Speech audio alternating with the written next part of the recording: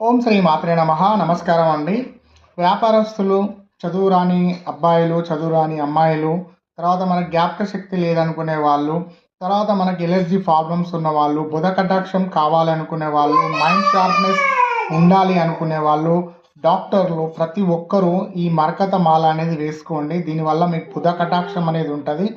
బుధ గ్రహం అనుగ్రహంతో మీకు అన్ని సక్సెస్లో ఉంటాయి. ఎప్పుడైతే బుధ గ్రహం అనుకూలంగా ఉంటుందో వ్యాపారంలో మనకు తిరిగి ఉండదండి. అయితే మనకు చదువు రాని పిల్లలు వేసుకోవచ్చు, బుద్ధి అనుకూలంగా లేని వాళ్ళు వేసుకోవచ్చు, జ్ఞాపక శక్తి లేని వాళ్ళు వేసుకోవచ్చు. వ్యాపారం లోపల మీకు అనుకూలత లేదు, వ్యాపారం మనకు మంచి జరగాలనుకునే వాళ్ళు వేసుకోవచ్చు.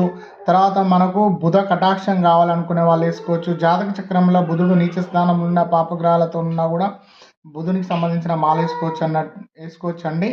ఇప్పుడు చూడండి మాల ఇలా ఉంటుంది.